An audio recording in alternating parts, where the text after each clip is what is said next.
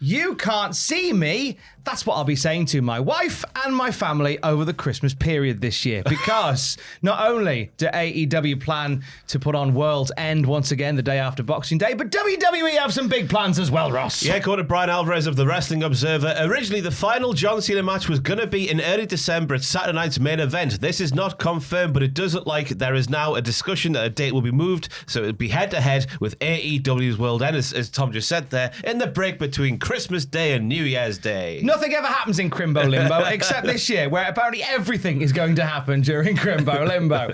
Yeah, I mean, this is the latest of WWE's counter-programming initiative, where anytime AEW put on a show, they're going, oh, what a coincidence, we were going to do a show there as well. They're at war. There is a war on, don't you know? I just wish, though, they would ask the content creator, the humble content creator, before they would do this, because it's going to get to the point, Tom, we're going to have to pick and choose, and we end up losing because we upset somebody no matter what we choose to do. Whatever we do, we upset people. Why does no one think of the content creator? Nick Khan, Tony Khan, all the Khans. We're turning into Tony Khans over here because there's too much wrestling. This man sweats over a hot keyboard for up to 5 hours a day sometimes. I know. And sometimes stares down the camera for at least 12 minutes of that. Yeah. And you want to take that away from him?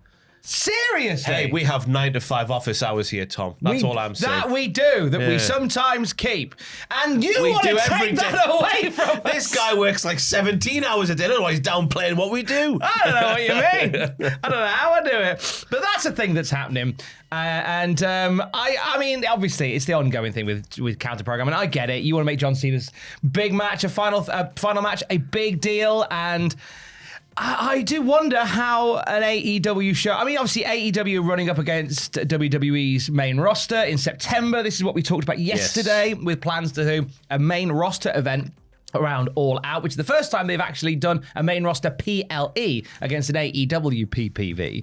So I guess that'll be a test in the waters, and if all that goes well, John Cena's last match up against World End. I just hope it's not a thing we have to get used to. I like a WWE weekend and an AEW weekend. What's wrong with that, eh? That is nice. What's wrong with that? It's a nice thing. When, again, like I mean, you know, the fans win because the fans get this amazing... You get two wrestling companies who are desperately trying to outmaneuver each other all the time. And consequently, you get a great selection of wrestling matches for whatever your wrestling taste would be. But I'd argue the fans who like both don't, because you can't watch two things at... Well, I guess you can watch two things at once, but if you want to go to the show, for example, you can't be in two places at one time. And I mean, we live in the era where you can watch absolutely everything all of the time, and consequently, therefore, there'll be some shows that you can watch live and some that you'll watch after the fact and in your own convenience and stuff like that. But then if it means you've just got two companies that are vying for your attention on that night, they're both going to work their socks off. And consequently, I think fans win. Yeah. But the content creators don't.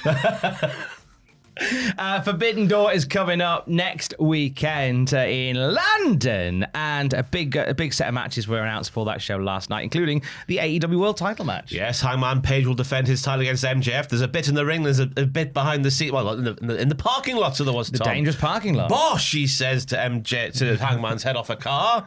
Bosh, I don't know why he says it to him. And the dirt is gone. So this came about because you had MJF basically goaded into cashing in his title opportunity at Forbidden Door. And then later on in the night, MJF took out that frustration on Hangman Page, saying that he promises that he's going to break him, and Hangman Page hasn't seen anything yet. Really good promo with those two. Yeah. You know, in the story was always going to be MJF going after Hangman Page, and they've done it in this manner, and there's chemistry between them two. Oh, yes, there is, Thomas. My goodness me. Chemistry in them there hills. Oh, my God, aye. And a whopper of a gimmick match is being added to Forbidden Door. Just one for the freaks out there. It was a match that was set up last night following the return of Will Ospreay. Now, this seems a bit silly, right? Because Ospreay said he's got to have surgery or something. He's going to be out for a month and then make it back for Forbidden Door. I'll just read this out verbatim. Lights out steel cage match. Doesn't quite add up. I mean, it does and it doesn't. So let's get into how we got here? So last night on Dynamite, the Death Riders looked to take out Darby Allin, and then dun, here's Will Ospreay making the save. And then it's Will Ospreay that calls out the Death Riders and Friends for the aforementioned lights out steel cage match. And then throughout the night, Will Ospreay is recruiting for that team. Yeah, Death Riders called upon Bucks and Gabe Kidd to join their teams, whereas Ospreay has assembled Darby Allin, Tanahashi, and the Golden Lovers. Why not, eh? Yeah. Throw them all in there. A big, dirty, bloody pie. Now, with 4 and 20 Blackbirds here. Now, this match, I think, has been put together because Will Ospreay, obviously, he's been saying, I need surgery, I need to take some time away. I don't know if I'll be there for Forbidden Door. This is one of those matches where there's so many bodies moving around that whilst I would not be surprised does something ludicrous, there's enough people in there that means that his role is going to be minimal. Yeah. And he can work a little. It's so funny when you go, this match is... Only in wrestling when you go, this is the most aggressively dangerous match ever, because the guy is trying to be a bit safer. Yeah. So therefore you can take some of these big angry match shortcuts in order to protect them a bit more. Yeah. Having said that, Will Ospreay's going to do like a flipping moonsault off the cage. He's obviously been cleared for this kind of match. We're not just saying, he's come back too soon from injury and he's been thrown at this kind of thing. It's not a sloppy shop in AEW. We know this. It's not a sloppy over the last few years. It's not a sloppy shop at all.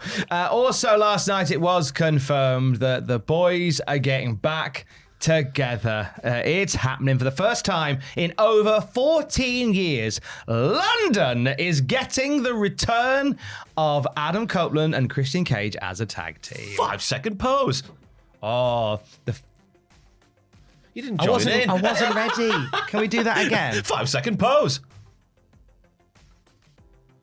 Great content. Anyway, yes, it was Stoke versus Cope last night on the show. Stoke tries to spear Cope. Cope doesn't bump because Stoke is very small. We're getting interviews from the fans who are calling Stoke a little weirdo who couldn't get the hose back in the day. And then we have FDR come down, of course, and the big attack is on Cope. Who's going to save Cope? Who's going to save Cope? Cage comes down with bloody Spike. With Spike, and he shoos off FTR, and Nick Wayne gets a little clobber of Spike as well.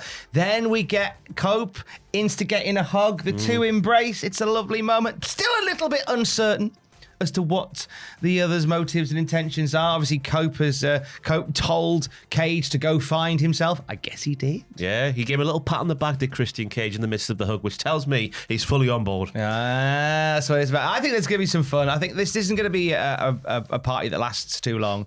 But I think we'll have maybe next week we'll have a Dynamite card in Glasgow. We'll probably get some like callbacks to some old Cage and Cope stuff. Yes. Maybe a kazoo's going to be busted out. Get the kazoos out. The big cowboy hats out.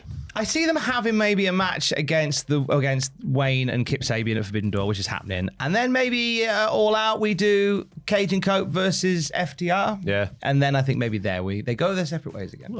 Someday life will find you. I do just hope that Christian Cage keeps his current Kavorka and like Cope has to try and stop him getting into trouble with his big dirty mouth. Oh, that'd be fun. Yeah. There'd be some fun to be had there. So that's how Forbidden Door is shaping up, as well as the world title match, the lights out steel cage match, and the return of Cope and Cage. We've got the unified title on the line with Kazuchika Okada defending against Swerve Strickland. My goodness me. So we do the AEW tag team titles on the line. The Hurt Syndicate, the champions, defending against those tag team eliminator winners, which we still don't know who they are quite yet. Mercedes Moné puts her TBS title on the line against Alex Windsor, as well as Persephone from CMLL and a Stardom competitor, TBA. Ooh, the TNT titles on the line with Kyle Fletcher defending against Takahashi. Oh, real Forbidden Door at its core. It is a spicy night. If you're going along next weekend, have the most lovely of times. And by the way, in case you missed it on Twitch last night, speaking of great wrestling companies in its stride, I enjoyed popping in to watch you guys rewatch WCPW. Yeah, we got episode 2 in the can last night. It's back to Tuesday next week because hopefully I won't be an ill boy. We're just about recovering. I'm sweating like a pig down here.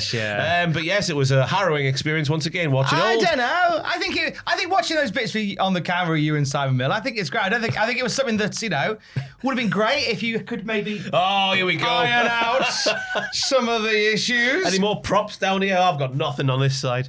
It was they just said, go and find a prop and make some funny stuff, Ross and Simon. That's hard, Tom. That's hard. It had nothing to do with the wrestling. You're a sick guy. Yeah, I was. You're going to be a sick guy on stream tonight with Hold and Give. Yeah, 9 p.m. BST on the Hold and Give YouTube channel, 9 to 11, and then we'll go to bed. Together? Yeah. Wow. I'll stream myself sleeping like Adam did back in the day. Oh, yeah, he did, didn't he? Yeah. For the very latest wrestling news at any time, you can check out cultaholic.com. Stay safe. Love you. Bye. Go to bed.